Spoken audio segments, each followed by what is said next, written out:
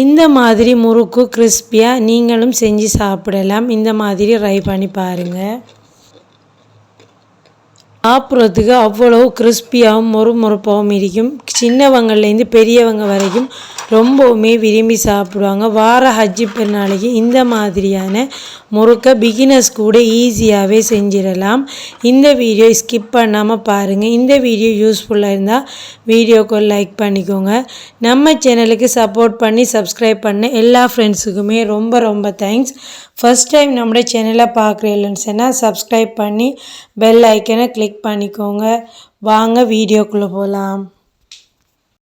இந்த முறுக்கு செய்கிறது ரொம்பவுமே சுலபமாக செய்யலாம். பிகினர்ஸ் கூட ஈஸியாக செய்யலாம்னு சொல்லித்தான் உங்களோட இந்த வீடியோ ஷேர் பண்ணியிருக்கேன்.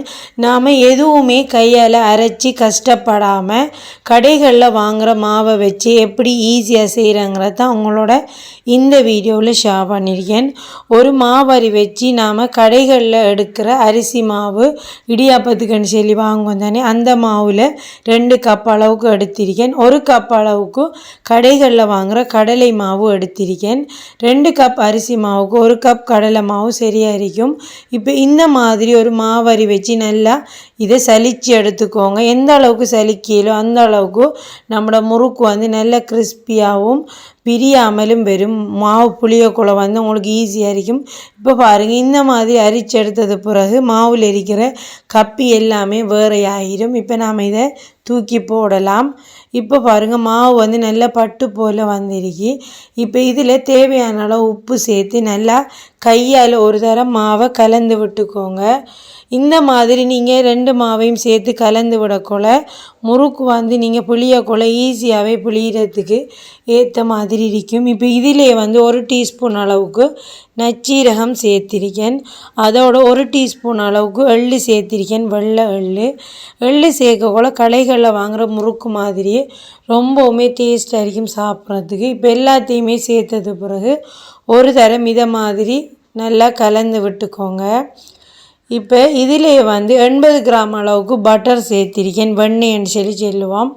இது ரூம் டெம்பரேச்சரில் இருக்கிற வெண்ணெயை பார்த்து சேர்த்துக்கோங்க, உருக்க தேவையில்லை. இந்த மாதிரி சேர்த்ததுக்கு பிறகு நாம் இதையுமே மாவில் கை வச்சு நல்லா பிசைஞ்சு விட்டுக்கோங்க. இந்த வெண்ணெய் சேர்க்கக்குள்ள உங்களோட முறுக்கு வந்து நல்லா கிறிஸ்பியாக வரும். இதுக்கு நீங்கள் எண்ணெயாக சேர்க்குறத விட இதை மாதிரி ரூம் டெம்பரேச்சரில் இருக்கிற பட்டர் சேர்க்கக்குள்ள முறுக்கு வந்து சாப்பிட்றதுக்கு நல்ல டேஸ்ட்டாகவும் கிறிஸ்பியாகவும் இருக்கும். ட்ரை பண்ணி பாருங்கள். இந்த மாதிரி மாவில் ஃபுல்லாகவே கலந்து விட்டுக்கோங்க. கையில் சூட்டிலேயே இந்த வெண்ணெய் வந்து நல்லா உருகி மாவோட மிக்ஸ் ஆயிரும். இப்போ இந்த மாதிரி கலந்து விட்டதுக்கு பிறகு நான் இதுக்கு நல்ல சூடான வெதுவெதுப்பான தண்ணி எடுத்திருக்கேன். கொஞ்சம் கொஞ்சமாக சேர்த்து பிசைஞ்சு எடுத்துக்கோங்க. இந்த மாவு பிசையக்குள்ள முறுக்குக்கு வந்து சுடு தண்ணி தான் நீங்கள் பாவிக்கணும். நார்மல் தண்ணி பாவிச்சிருந்தா முறுக்கு வந்து புளியறதுக்கு வராது. அதால் முடிஞ்ச அளவு நல்ல சூடாக இருக்கிற தண்ணியை கை பொறுக்கிற சூட்டில் சேர்த்து நல்லா பிசைஞ்சு இதை மாதிரி டோவாக எடுத்து வச்சுக்கோங்க. இது ஆறட்டும். ஆறினது பிறகு நாம் முறுக்கு புளியிற அச்சில் ஒரு ஸ்பூன் வச்சு கொஞ்சம் கொஞ்சமாக மாவை சேர்த்து நல்லா புளிஞ்சு எடுக்கலாம். இந்த மாதிரி நீங்கள் சுடு தண்ணியில் மாவை நல்லா சாஃப்டாக பிசைஞ்சு எடுத்தீங்கன்னு சொன்னால் நீங்கள் முறுக்கு புளியக்குள்ள சிரமப்படாமல் ரொம்பவுமே ஈஸியாக புளிஞ்சு எடுக்கலாம். முறுக்கு புளியக்குள்ள ரொம்பவுமே ஈஸியான ஒரு மெத்தட் தான் இது. ஃபஸ்ட் டைம் செய்கிறீங்கன்னு சொன்னால் இந்த மாதிரி ஒரு பொரிக்கிற பெரிய எண்ணெய் கரண்டி இருந்துச்சுன்னா அதில் இந்த மாதிரி புளிஞ்சு எடுத்துக்கோங்க. இது ஈஸியாகவே இருக்கும். நீங்கள் இதை டிரெக்டாகவே எண்ணெயில் சேர்த்து ஃப்ரை பண்ணி எடுக்கலாம்.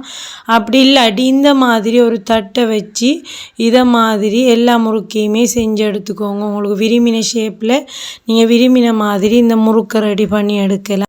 உங்களுக்கு பார்க்கும்போதே விளங்கும், நாம் செய்கிற முறுக்கு வந்து கொஞ்சம் கூட உடையாமல் ஈஸியாகவே பிழியறதுக்கு வருது.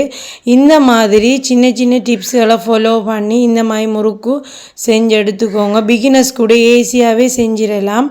இப்போ இந்த முறுக்கை பொரிக்கிறதுக்காக ஒரு அகலமான கடாயில் எண்ணெய் சேர்த்து எண்ணெய் வந்து நல்லா சூடானது மீடியம் டு ஹை ஃப்ளேமை வச்சு இதை மாதிரி ஃப்ரை பண்ணி எடுத்துக்கோங்க. முறுக்கு நல்லா ஃப்ரை ஆனது பபிள்ஸ் எல்லாமே அடங்கிடும். இந்த மாதிரி ஒன்று ஒன்றா சேர்த்து ஃப்ரை பண்ணிக்கோங்க. பிகினர்ஸாக இருந்தால் சின்ன ஒரு கடாயில் ஃபஸ்ட்டுக்கு 2-3 சொல்லி ஃப்ரை பண்ணி எடுத்துக்கோங்க. அப்போ தான் உங்களுக்கு முறுக்கு வந்து உடையாமல் நல்ல கிறிஸ்பியாக ஃப்ரை பண்ணி எடுக்கலாம். இந்த மாதிரி ஈஸியாகவே நீங்கள் இந்த ஃபெஸ்டிவலுக்கு முறுக்கு ஃப்ரை பண்ணி பாருங்கள். கடைகளில் வாங்குகிற முறுக்கை விட ரொம்பவுமே கிறிஸ்பியாகவும் சாப்பிட்றதுக்கு டேஸ்ட்டாகவும் இருக்கும். இந்த மாதிரி எல்லா முறுக்கையுமே ஃப்ரை பண்ணி எடுக்கலாம். ஒவ்வொன்றா எண்ணெயை வார வச்சு இந்த மாதிரி எடுத்து வச்சுக்கோங்க. கொஞ்சம் கூட எண்ணெய் குடிக்காமல் ரொம்பவுமே ஈஸியாக நாம் முறுக்கு ரெடி பண்ணிட்டோம். இப்போ இதுக்கு வந்து நாம் கொஞ்சமாக உப்பு தனித்தூள் சேர்த்து ஒரு மசாலா ஒன்று தான் ரெடி பண்ண போகிறோம். நமக்கு கடைகளில் வாங்குகிற முறுக்கு மாதிரி டேஸ்ட் அரிக்கிறதுக்காக 1 டீஸ்பூன் தனித்தூள் உப்பு சேர்த்து இந்த மாதிரி மிக்ஸ் பண்ணது பிறகு முறுக்குள்ளே சேர்த்து நல்லா கலந்து விட்டுக்கோங்க. இந்த மாதிரி சேர்க்கக்குள்ள டேஸ்ட் வந்து கொஞ்சம் நல்லாவே இருக்கும். இதே மாதிரி ட்ரை பண்ணி பாருங்கள். இந்த முறுக்கு ரெசிபி வந்து உங்களுக்கு ரொம்பவுமே யூஸ்ஃபுல்லாக இருந்திக்குமென்னு நம்புகிறேன். இந்த மாதிரியான நிறைய ரெசிபிஸ் வந்து நம்முடைய சேனலில் அப்லோட் பண்ணிக்கேன்.